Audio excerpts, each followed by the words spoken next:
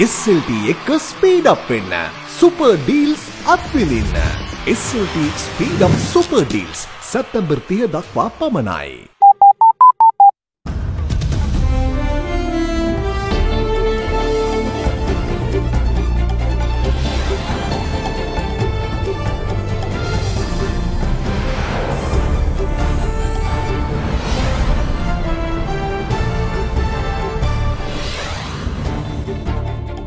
Tonight, Prime Minister's brainchild. UMP divided over executive presidency. Rejects Prime Minister's proposal on its abolishment, calling it an unacceptable move. Election bonanza. Parliament heats up on job distribution. Why are you trying to smuggle in people? Why violating the law? Please refer that to the election commissioner. Now, I deny that there are thousands going to be interviewed. Yeah. You make representation to the election commissioner. The $2 billion question. Sri Lanka's ambassador in China responds to President's Lotus Tower claims. Banned for a year. Sri Lankan spinner Akila Dhananjaya slapped with a 365-day match suspension over illegal bowling action. All these stories and much more coming your way on First at 9 this Thursday, the 19th of September 2019. මුහුණ සති කීපයකට කලින් Fair and Lovely men ගෑවට පස්සේ Marx අඩු වෙලා ෆෙයානස් වැඩි වෙලා. Marx අඩු කරලා ඔයාගේ ෆෙයානස් ස්ටෑන්ඩඩ් එක වැඩි කරගන්න. Fair and Lovely men anti marks cream. From Ada Derana, this is Ada Derana First at 9. Live from Studio 24 in Colombo. A very good evening to you and welcome to First at 9, Nada Derana 24, Sri Lanka's news channel.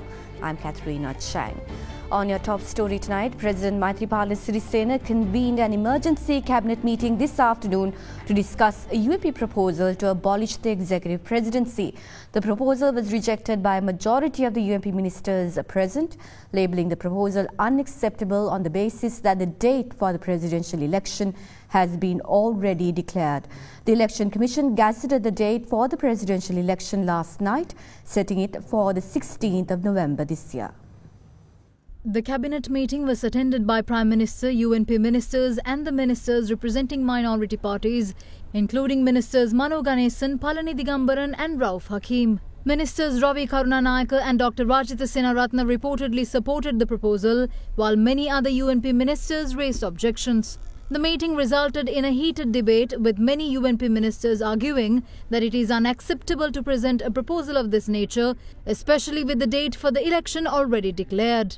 With a majority of the ministers opposing it, President Maithripala Sirisena reportedly requested the UNP to represent the proposal after arriving at a unified consensus within its party. Several ministers expressed their views regarding the events of meeting on their way out. සාකච්ඡාවට භාජනය වුණේ විධායක ජනාධිපති ක්‍රමය අහෝසි කිරීම ගැන. අතිමහත් බහුතරයක් cabinet මණ්ඩලයේ ප්‍රතික්ෂේප කරා මේ වෙලාවේ විධායක ජනාධිපති ක්‍රමය අහෝසි කිරීමකට යන්න. පොඩ්ඩක් හිතලා බලන්න ඊයේ රාත්‍රී ගැසට් පත්‍රය නිකුත් කරේ. නාම යෝජනා දිනයක් තියෙනවා, මැතිවරණ දිනයක් තියෙනවා. එහෙම තියෙද්දි ජනාධිපති ක්‍රමය අහෝසි කරන්නට අඩුම ගානේ සාකච්ඡා කරනවා කියන එකත් මම දන්නේ. මම පුද්ගලිකව කියන්නේ. මම දකින්න එක නින්දිත ක්‍රියාදාමයක් හැටියට. අද මහලේකම්තුමා ප්‍රකාශ කරලා තියෙනවා ලබන සතියේ අපේක්ෂකතුමා UMP එකේ නම් කරනවා කියලා. අගමැතිතුමා ප්‍රකාශ කරා. ඒ ඔබතුමාට. මම ලෑස්ති. ඒතර ඔබතුමා ලෑස්ති වුණාට අගමැතිතුමා ප්‍රකාශ කරන්න එපා ඔබතුමාගේ නම. මේක විධායක ජනාධිපති ක්‍රමය නෙමෙයි සජිත් බිහිතිකාව. මම දන්නේ කාටද තියෙන්නේ කියලා. අපිත් පුදුමයටපත් වුණා. මොකද මේ වගේ අවස්ථාවක විධායක ජනාධිපති ධූරය අහෝසි කරන්න කිසි විටක කවුරුත් ඉදිරිපත් වුණොත් ඒක පරාජිත මානසිකත්වයෙන් කරන වැඩක් හැටියටයි මිනිස්සු දකින්නේ. මේ දැන් මැතිවරණයක් පිළිබඳව ගැසට් නිවේදනයක් කරලා තියෙන අවස්ථාවක මේ මෙවැනි දෙයක් කරලා අපේ පිළ බලහීන කරන වැඩක් අගමැතිතුමා කරා කියලා එකයි අපිට දැනෙන්නේ. අගමැතිතුමා තමයි මේකේ මුල කියලා අපි හොයාගත්තා. අපි ඒකට එකඟ වුණේ නැහැ. මේක සාර්ථක වෙන්නෙත් නැහැ. අපි මැතිවරණයකට යා යුතුයි. අපි අභියෝග කළා. පුළුවන් නම් මේක පාර්ලිමේන්තුවේ කණ්ඩායමට ගෙනත් ඒකේ සම්මත කරගන්න කියලා. පාර්ලිමේන්තුවේ කණ්ඩායමේ අපි 3න් 2ක ඡන්දෙන් ඒක මේ අපි පරාජය කරනවා. එහෙම ගෙනාවනම් විධායක ජනාධිපති ධූරය අවසන් කරන්නට අපි කවුරුත් දැනට ලෑස්ති නැහැ. ඒ ප්‍රතිපත්තියකට අපි එකඟ වෙනවා. නමුත් දැන් මේක නෙවෙයි අවස්ථාව. කිස කෙස යනවාද විසඳුම දින 6න් පුරාණයේ පටන් භාවිතා කරන ඉපැරණි ශාකසාර වට්ටුරුවකට අනුව නිපදවන ගානීෂා hair growth oil සියලුම ෆාමසි සහ වෙළඳ සැල් වලින්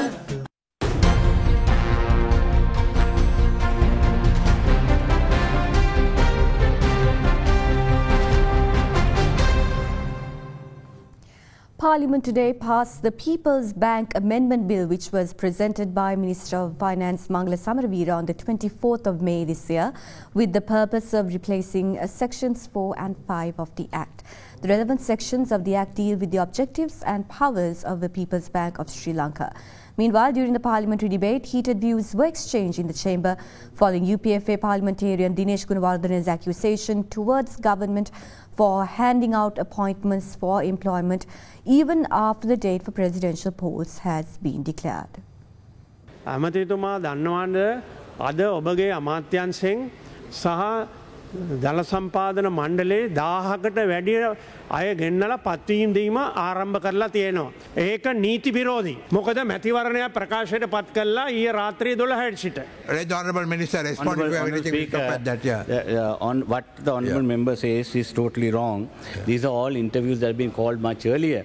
But anyway, you see, legally, if the election commissioner informs us, we will take action. But what is happening is, according to the laws, it is from the date of the nominations, not when the nomination is called. Now, I deny that there are thousands going to be interviewed. These are interviews that have been called much earlier. But after the nominations are filed, if the jobs are to be given, that we will look into. But then, otherwise, you make representation to the election commissioner. You make representation to the election commissioner. He will abide by the election commissions. Yeah, so refer to the election commission. Yeah, Honourable Dinesh Gunawardana. I have nothing personal with the people is trying to... Election commissioner, election commissioner from the date of his gazette had already issued the... Now let me explain. Why are you trying to jump? Why are you trying to smuggle in people? Why violating the law?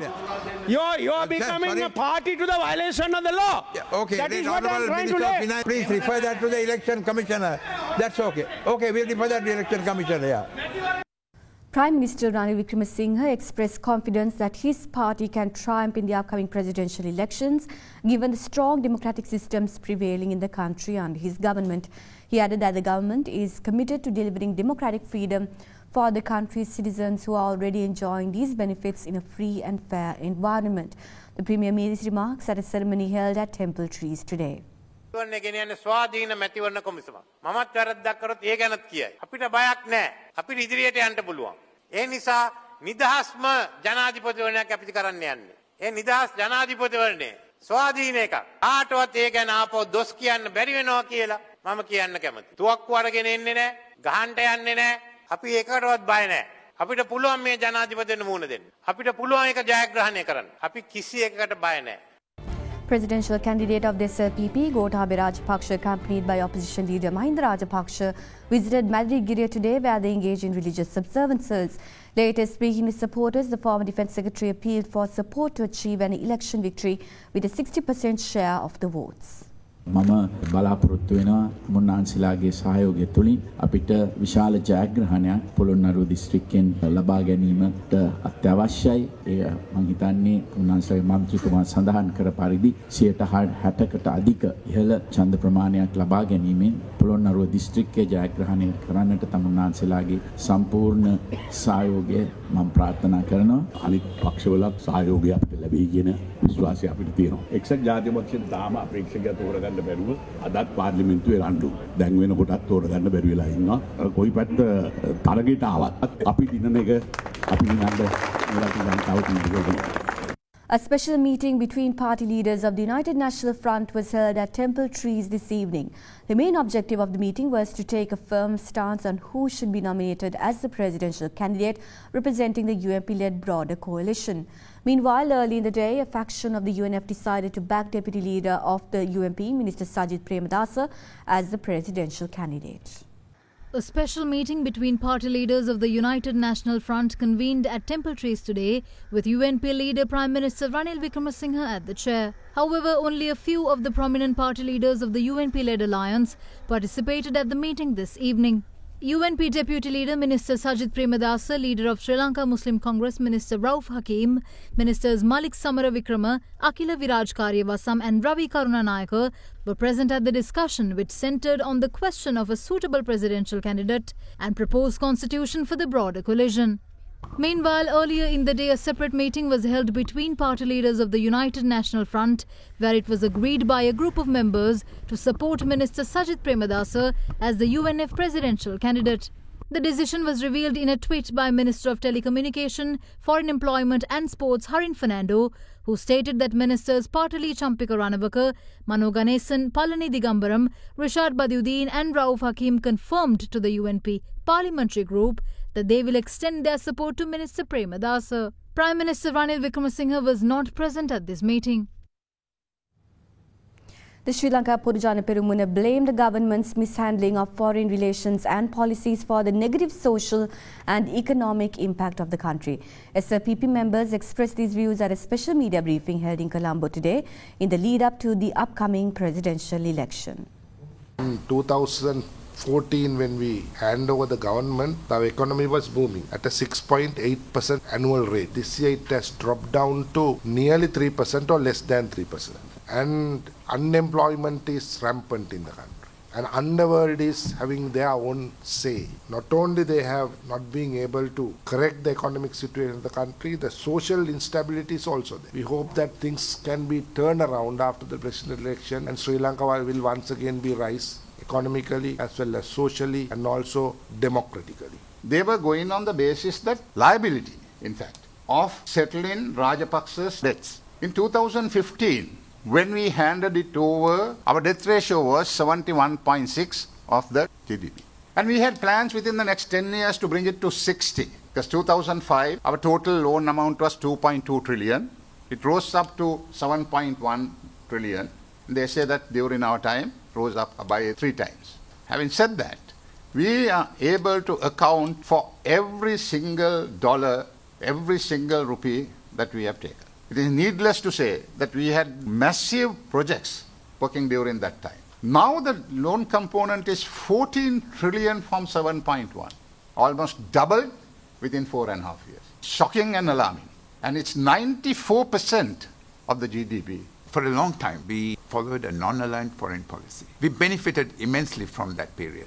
Since 2015, the country's approach to international relations has been anything but ad hoc. It is a deep disappointment. We could have managed both China and the West. Our closest neighbor is India, and the most important international relationship is and should be with India. Of course, this also was not understood. I don't think it's understood even today. The current policy is to deal with India by disposing of bits and pieces of our real estate. The importance of the West in the world is diminishing. So it's very important for us to recognize that reality and deal with these countries differently. Now, with the presidential election to elect the 7th executive president of Sri Lanka looming, 3 candidates handed over their deposits today. Meanwhile, complaints were lodged with the Election Commission today, alleging that several government institutions and ministries had called for job interviews in violation of election regulations. The Election Commission gazetted the date for the much-anticipated poll to elect the 7th executive president of Sri Lanka last night. As per the Gazette, the election will take place on the 16th of November this year. Nominations for the presidential poll will be called on the 7th of October, and the applications can only be submitted between 9 and 11 am on the day. Deposits for contesting the elections were handed over by Jayantha Katagoda and Siripala Amarasinghe as independent candidates today. Representing the Socialist Party of Sri Lanka, environmentalist Dr. Ajantha Pereira too handed over her deposit as well. Meanwhile, it was reported to Adaderana that several government institutions and ministries had called for job interviews in violation of election regulations on the cusp of the presidential election. Complaints were also filed with the Election Commission regarding these reports. Meanwhile, speaking to Adaderana, Director General of Elections Commission Saman Sri Ratnayaka said that the Commission does not permit such acts and the authorities of relevant ministries should take responsibility over failing to adhere to election regulations. Meanwhile, General Secretary of the SLFP, Parliamentarian Dasi Wijasekara, also says that the Janata Vimukti Peramuna has shown clear interest in discussing a possible broader political alliance with the SLFP. These views were expressed following a meeting with the party's District Working Committee group today. The SLFP General Secretary stated that the party's stance on this symbol issue with the SLPP has been ratified by all of its working committee members who agree with the party's decision to not engage in an alliance with the Sri Lanka Podujana Perumuna if the proposed broader alliance contests under the flower bud symbol. දැන් අද අපේ district බල මණ්ඩලය අපි කැඳෙව්වේ. මේ සියලු දෙනාගේ ඒකමතික තීන්දුව වුණේ පොහොට්ටුව හැර වෙන ඕනම ලකුණක් සඳහා ඔවුන්ගේ කැමැත්ත ඔවුන් ප්‍රකාශ කරා. ඉතින් ඒ නිසා අධිකරු ජනාධිපතිතුමාත් ඉතාම දැඩි මතයකින් ඉන්නවා මේ සම්බන්ධව. ඉතින් ජනතා විමුක්ති පෙරමුණත් අපිත් එක්ක යම් සාකච්ඡා එකඟතාවයකින් ඉන්නවා. අපිට යම් පණිවිඩ ගණනාවක් ඇවිල්ලා තියෙනවා. ඉතින් අපි බලනවා ඒකත් සාකච්ඡා කරන්න ශ්‍රී ලංකා නිදහස් පක්ෂය පළවෙනි පෙළේ පුරවැසියෝ විදිහට සලකනවා නම් පමණයි අපි ඕනම පක්ෂයක් සමග එකතු වෙන්නේ.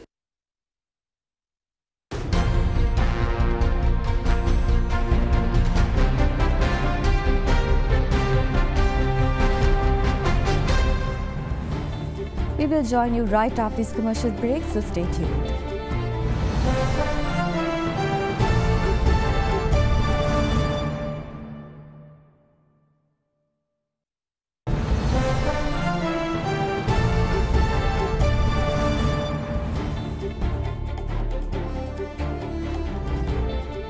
Welcome back to the news. Sri Lanka's ambassador to the People's Republic of China, Karunasena Kodituaku, today released a letter of clarification with regard to the controversial claims made by President Maithripala Sirisena at the grand opening of the Lotus Tower in Colombo. At the ceremony in Colombo, on Monday, which was also attended by the Chinese envoy to Sri Lanka, President Sirisena claimed that a sum of 2 billion rupees had been misappropriated by a Chinese company, Alit, and that upon investigations carried out by Ambassador Kodituaku in China, the company was found to have disappeared without a trace. In his letter, the Ambassador Karunasena Kodituaku, the Sri Lankan envoy to China, gives a different version of events, revealing that the company in question had been in fact located and that discussions were held between the head of the commercial section of the Sri Lanka Embassy in China and Alit representatives. In his clarification, Ambassador Kodituaku said that the embassy, after much effort, had located the company which had moved to a different location from the address given. He also revealed that Alit had withdrawn from the Lotus Tower project since, and it was informed during the visit there. Following the meeting with Alit, the embassy had prepared a report about their visit to the company, and the report was forwarded to the Telecommunications Regulatory Commission on Sri Lanka for their information. Simultaneously, the Sri Lankan embassy had established connections with the other company, China National Electronics Importers and Exporters Corporation, that was entrusted with the Lotus Tower project. The ambassador added in his statement that details of the meeting will be revealed soon, including the names of Alit representatives present at the discussion.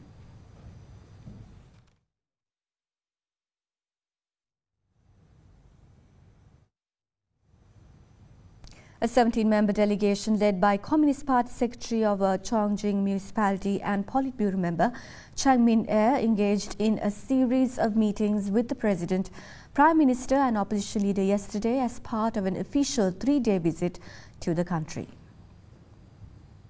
The high-ranking Politburo member met President Maithripala Sirisena yesterday, during which the duo appreciated the ongoing bilateral support between the two countries and discussed the furthering of relations, economic cooperation and regional stability. The Chinese official also praised Sri Lanka's continued support of its One China policy and the long history of trade relations between the two countries. The delegation also met with Prime Minister Ranil Wickremesinghe at Temple Trees, where Secretary Chen appreciated the country's support for China's One Belt, One Road initiative, where Sri Lanka is among over 150 countries to receive investments in various logistics and infrastructure projects. The Prime Minister stressed the need for extra focus and cooperation on future issues in the Asian region. Later on, Secretary Chen also met with the opposition leader Mahinda Rajapaksa at his office, where the former president expressed gratitude for the development assistance extended by the Chinese government during his presidential tenure. Secretary Chen in return expressed hope that mega development projects such as the Hambantota Harbour and Port City projects can be completed soon within a proper legal framework. Meanwhile, the Sri Lanka Podujana Perumuna has appointed a 5-member committee to handle its presidential election campaign. The committee, chaired by UPF parliamentarian Dalas Alaperuma, will comprise parliamentarians Vimal Veeravansa, Keheliya Rambukwella, Udaya Gammanpila and Johnston Fernando. In other developments, the PP and Janata Vimukti Perumuna have agreed on discussions in the lead up to the upcoming presidential election.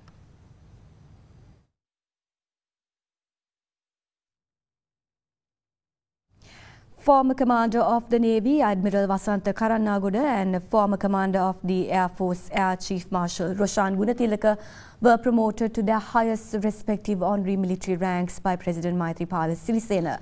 At an investiture ceremony held at the Colombo Harbour today, the two senior military officers were conferred the ranks of Admiral of the Fleet and Marshal of the Air Force by the President in his capacity as Commander-in-Chief of the Armed Forces. The honorary ranks were awarded in recognition of their outstanding gallantry, meritorious performances and distinguished service to the nation during the humanitarian operation leading to the defeat of terrorism in Sri Lanka.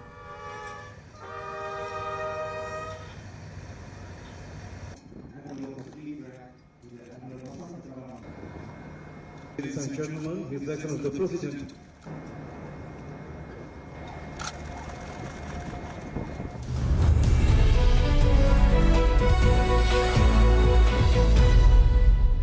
The All-Share Price Index ended 0.06% strong at 5,811.04 today. Market turnover was 463.4 million rupees, less than this year's daily average of about 670.6 million rupees so far. Foreign investors sold a net 47.8 million rupees worth of shares, extending the year-to-date net foreign outflow to 2.54 million rupees worth of equities. Here's a brief report on how the markets performed during the day. With the improved market liquidity levels, the secondary market yield curve shifted slightly downwards on the back of buying interest. The overall market saw limited activities with moderate volumes. In the equity market, the index ended in green, reversing the negative trend seen for last two sessions on the gains made by Asian hotels and central finance. Sri Lanka's rupee closed weaker for the fourth straight session today, ending 0.1% weak at 180 rupees and 85 cents to 181 rupees and 5 cents against the US dollar, compared with yesterday's close of 180 rupees and 70 to 80 cents. Let's now take a look at how the Sri Lankan rupee traded against other major currencies during the day.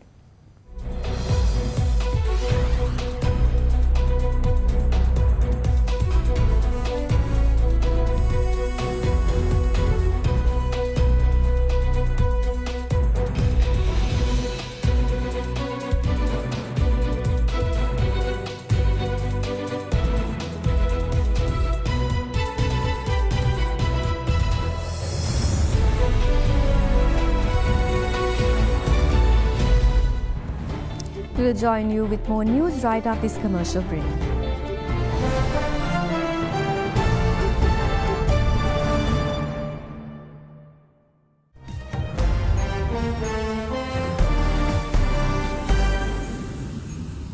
China's Foreign Ministry spokesperson Geng Shuang conveyed a message of strong dissatisfaction and resolute opposition to the US over meeting between Hong Kong activist Joshua Wong and Speaker of the House Nancy Pelosi today.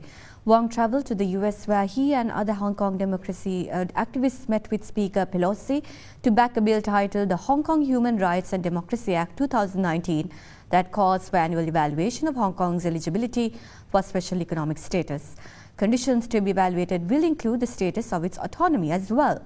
Leaders of the House Foreign Affairs Committee said the committee was due to mark up, debate and vote on the bill next week, which is expected to pass, sending it for a vote by the full House.